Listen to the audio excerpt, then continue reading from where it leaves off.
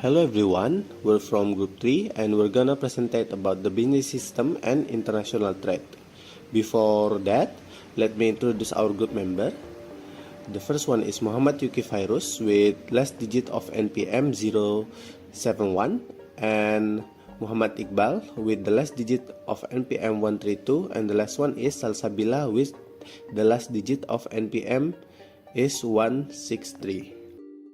Globalization and business system. Globalization has rapidly interconnected nations through the free flow of goods, service, capital, and knowledge. While promoting economic growth, globalization also presents challenges such as job displacement, loss of industries, and accusation of unethical practice by business. The ethical debate surrounding globalization revolves around whether government should allow unrestricted free trade or impose regulation to protect citizens. Proponents of restriction argue that free market can lead to unfair competition, environmental damage, and exploitation of labor, while opponents assert that government intervention violates freedom and property rights, resulting in overall negative consequences. Economic system. Economic systems serve to produce and distribute goods and services through tradition, command, and market, with varying degrees of government intervention. Debate over the balance between government regulation and market freedom have persisted for centuries, shaping ideologies and influencing economic policies. Key arguments center on moral right, utilitarianism principle, and justice consideration, as advocated by influential thinkers such as Locke, Smith, Ricardo, and Marx. Understanding and critiquing these ideologies are essential for addressing contemporary economic challenges and shaping its effective policy response.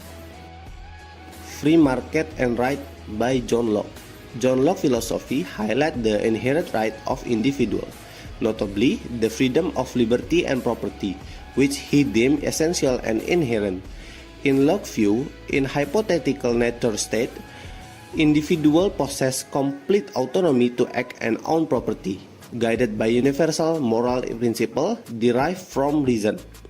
However, Locke recognized the potential risk in such a state, where individuals might violate upon each other's rights. Hence, he advocates for the establishment of governing authority to safeguard this natural right, with jurisdiction limited to protecting citizens from harm and preserving their liberties and property. Locke's principle lay the groundwork for justifying minimal government intervention in market, emphasizing the paramount importance of upholding individual liberties and property rights within a framework of mutual consent and protection. In this slide, we will discuss about free markets and utility by Adam Smith. Adam Smith argues that free markets combined with private property rights generate maximum societal benefits.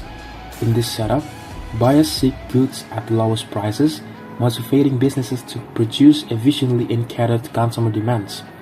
And Smith's concept of the invisible hand suggests that individual pursuit of self-interest inadvertently contributes to the public welfare by fostering competition and resource conservation.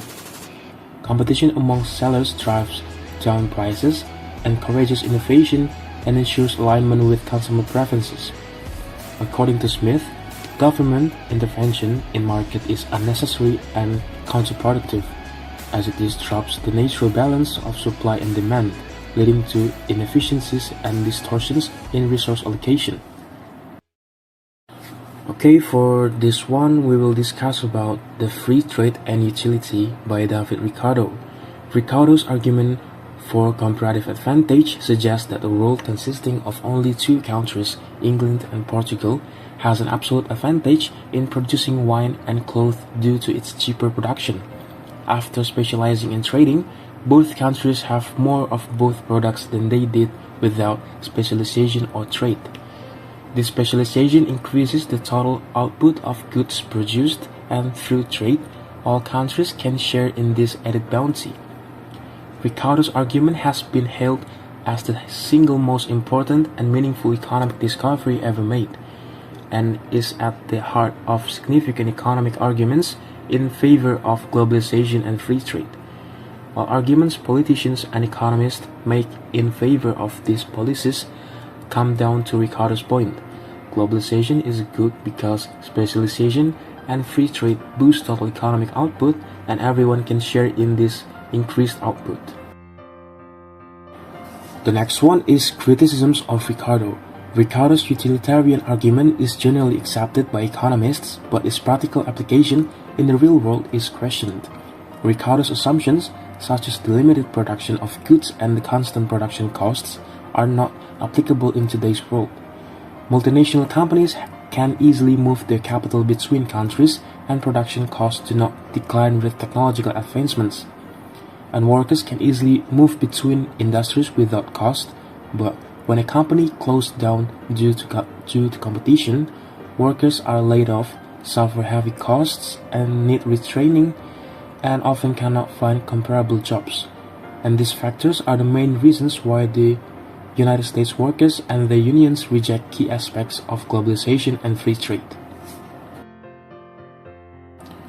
Alright, for this one we have the Karl Marx and Justice, a critic of free markets and free trade. Karl Marx criticized free markets and free trade, arguing that capitalism creates alienation among workers, causing them to lose control of their lives and satisfy external needs. He argued that the position of workers in capitalist societies was inevitable due to historical and economic forces. Marx argued that every society has two main components, an economic structure and a social superstructure. And Marx argued that the emancipation of workers would continue as long as capitalism remained the dominant economic system in modern societies. And this emancipation is caused by increased concentration of ownership, periodic economic downturns, rising employment, and declining wages. And factors leading to emancipation include the concentration of economic power and wealth in fewer hands, cycles of economic downturns, and competition leading to businesses to reduce wages and replace workers with cheaper machines, and resulting in rising unemployment. Critics' views on Karl Marx's criticism. Criticism of Karl Marx include the proposition that principles of justice are hard to define and that justice requires free markets. Some believe that the benefits of private property and free markets are more important than equality, while others see free markets as able to encourage community instead of causing alienation. Still, others argue that emancipation of workers has not occurred. Karl Marx and Justice, a critique of free markets and free trade. Mixed economy. Mixed economy combines government regulation, partially free markets, and limited property rights. Government transfer private income to address inequality, protect workers from exploitation, regulate monopolies, ensure full employment, and police firms for socially harmful behavior. Property system and new technologies. Debates exist on the balance between Lucan and socialist property system. New forms of intellectual property created by modern technologies like genetic engineering and information technologies are continuous. Intellectual property is non-exclusive, allowing simultaneous use by multiple individuals. Digital programs or images can be copied, used, or consumed by millions without limiting the original copy use. The end of Marxism. The end of communism in former communist nations, like the Soviet Union, led to the adoption of a free market economy. The breakup of the Soviet Union in 1991 influenced socialist and capitalist worldviews, with new nations integrating private property and free markets. Francis Fukuyama argued that capitalism is the best economic system, but the debate now is over the best combination of government regulation, private property rights, and free markets, rather than whether a pure market system is better or worse than a pure command system. Free Markets and Utility by Adam Smith. Adam Smith argues that free markets, combined with private property rights, generate maximum societal benefits. In this setup, buyers seek goods at the lowest prices, motivating business to produce efficiently and cater to consumer demands. Smith's concept of the invisible hand suggests that individual pursuit of self-interest inadvertently contributes to the public welfare by fostering competition and resource conservation. Competition among sellers drives down prices, encourages innovation, and ensures alignment with consumer preference. According to Smith, government intervention in markets is unnecessary and counterproductive as it disrupts the natural balance of supply and demand, leading to inefficiencies and distortions in resource allocations. Study case. The case is about the development and distribution of COVID-19 vaccines by Pfizer and BioNTech, as well as the ethical dilemmas that arise around price and access. Although highly effective vaccines have been developed in a short period of time, the exclusive ownership of patents by these pharmaceutical companies poses challenge for countries with economic limitations. The high prices set by these companies impede equitable access to vaccines, amplifying tensions between the profit motive and global health equity in pharmaceutical practices. The relation between the study case and the theory. First, theory of private property by Luke. Pfizer and BioNTech have exclusive rights to the COVID-19 vaccine based on their substantial investment in research and development. According to Lucky's theory, they are entitled to economic benefits from the property they produce through their hard work. Second, the utilitarianism. This policy of high-priced vaccines invite criticism for the perspective of utilitarianism. Uneven distribution of such vaccines could result in more suffering and death in countries that cannot afford high-priced vaccines. In this regard, the actions of these pharmaceutical companies can be considered as not maximizing overall social welfare. Well guys, that's the end of our presentations. Thank you so much for your attention and see you next time!